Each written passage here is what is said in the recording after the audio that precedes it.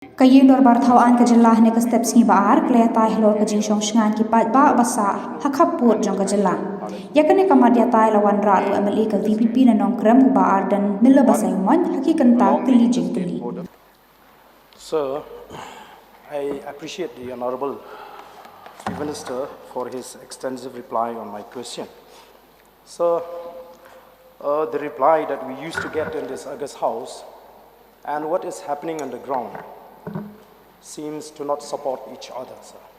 So I'm raising this question because till today, there is a constant fear in the mind of the people living in the border areas. So may I know from the Honorable Chief Minister, what actually is the reason that these people living in the border areas are still under constant fear? I don't know, maybe it is the soft approach and gentleman approach of the government of Meghalaya that has emboldened the counterparts even to outrightly claim Mukro inside the Assam Assembly. So may I know what actually is the reason, sir? Sir, it's the supplementary question that has been asked by the honourable member of course, requires a much larger debate. It will not be possible for me to go into the details of all those aspects during question hour, though his concerns are definitely genuine. But sir, in short, we have seen that in the last 50 years, that in the border areas, and especially in the areas of differences, there have been different incidents that have taken place in the past. And we could gauge from the way the discussions or the incidents have happened and the different tensions that are there in these specific areas, that it definitely stems from the border issue and the differences that we have, and the fact that the border area resolution has not been reached. And because of these differences that are there in these border areas, there are situations where the tension builds up from both sides. And it's not something that happens like on a particular day that this incident happened, but it's a sequence of events and different situations that finally lead to different incidents that are taking place. And that is the reason why in the previous government, in MDA government, we were very, very keen to ensure that we resolve the border issue once and for all. Because once we are able to resolve these issues, once we are able to mark and demarcate the different areas, we expect that the different kind of tension that is there because of the claims and counterclaims, the movements that take place from both sides, different development projects are affected. All these aspects then leads to these different incidents happening, and there is a continuous tension and pressure, and that's why we are firm as a government that in the first MDA government, we came to a memorandum of understanding in terms of the first 6 areas of differences, and we are working towards ensuring that as we move forward, we are able to resolve the other 6 areas of differences. So in a nutshell, that is what the crux of the problem is. But of course, there are many more facts and issues that are there that are specific to particular locations, which will require a larger debate, sir. Supplementary number 2, please. Sir, I understand that I don't want to raise the border issue. I just want to know about the safety and security of the people.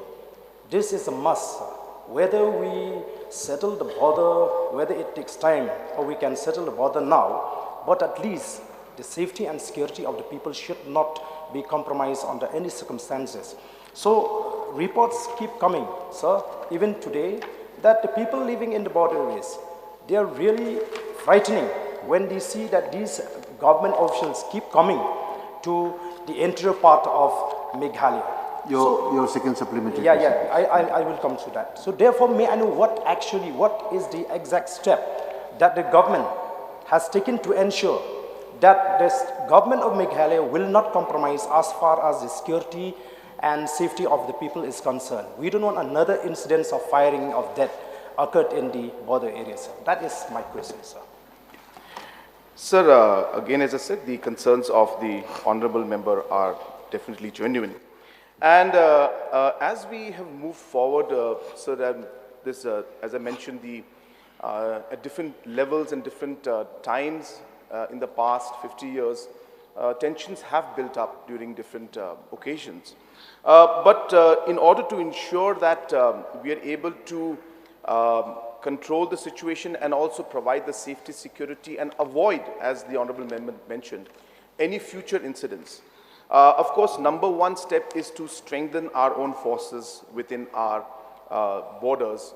And that is very important because it builds up the confidence of the people. And hence, as mentioned, that we have gone ahead and sanctioned new border outposts, new police stations, and we have enhanced the manpower. And all these different aspects and infrastructure work also will start there. So all these infrastructure in terms of security. So all these aspects will overall lead to ensure that our manpower and our police force is increased and our presence is felt so that there's a sense of confidence among our people. That's number one, sir. Number two, while we do that, it is also very important that we are continuously in touch with the other side.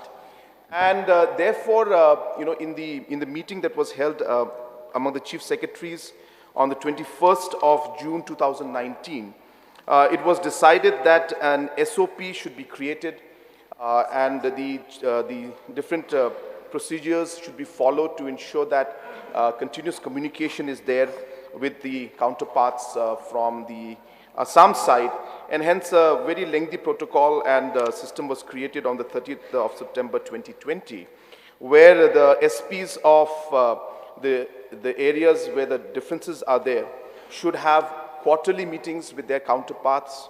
Then different long, almost 6-7 pointer SOP has been created, where not just in terms of physical meetings, but every week or every two weeks, they should be in touch, with each other on the phone. Communication should take place. The deputy commissioners should also coordinate among each other. If there are any kind of development works that are taking place, then the communication should be taken and or communication should be done, and permission or some kind of an NOC should be given by the other side. Because sir, we've seen that most of these different tensions build up because some side starts doing some work, the other side then reacts to it saying that this is Meghalaya, or the other side says this is Assam. And it's because of the lack of communication sometimes that we see a lot of things that can be avoided lead ultimately is not avoided, and we see the tension building up. So hence we realize that communication, coordination with our counterparts is very important. So this is now happening at the district levels, this is happening at the police station level, this is happening at the chief secretary level, this is happening at the level of the OSDs from both sides who are specifically meant to deal with these situations throughout the state. And most importantly, this is happening at the chief minister's level also, where even a small incident that takes place, we are in touch, I am in touch directly with the Honorable Chief Minister of Assam to ensure that none of these situations escalates, and as far as possible, of course, we want to ensure that none of these incidents take place in the long run. So therefore, it's a large exercise. It requires a lot of coordination. And as I said, this continuous communication is something that is very important. So building up the confidence of our people by ensuring our manpower, our infrastructure and security is increased in these sensitive areas. And number two, communication and coordination with the counterparts to ensure that proper information is always there. Any small incident takes place, it's immediately, we neutralize it. So this kind of framework is what we are working on. And we have seen that many situations which were there, we were able to avoid a number of situations because of this good communication that we're having. And let me assure the honorable member and the House that our efforts are continuously on to ensure that our people at the grassroots level, at the border areas, especially in the areas of differences, they feel comfortable and ensure that we are able to overall improve the overall confidence level that they have at the grassroots level with these steps that we're taking, sir. Sir, According to the reply, A4, sir, the Honorable Chief Minister has mentioned that a standard of operating procedure has also been issued to the Superintendent of Police regarding measures to maintain peace and tranquility in areas of difference along the interstate border. So in this particular issue, sir, I would like to ask the Honorable Chief Minister, what is a kind of standard operating procedure in the event of the breach of security and safety to the people living in the border areas by the counterparts? So the standard operating procedure that is mentioned in the reply is specific to ensure that we are able to maintain the peace. So therefore, the reference is on maintenance of peace. And as I mentioned, we have realized that a large number of incidents take place because of, or the tension builds up because of the communication gap that is there. So this particular SOP that I'm referring to is meant to ensure that continuous communication takes place. The meetings between the SPs are regularly done, between the OCs are regularly done. So this is what this particular SOP that we're referring to. Obviously, sir, if the situation is complicated, where we have different situations that are built up, then as per law, all the actions are taken and necessary steps are taken as per law. So if there is a situation where certain firings take place, then the FIR is lodged. We take up the matter even at the political level. We take up the matter even at central level. So it all depends on the situation that is there. And as per law and as per the situation that is there, necessary steps are taken, sir.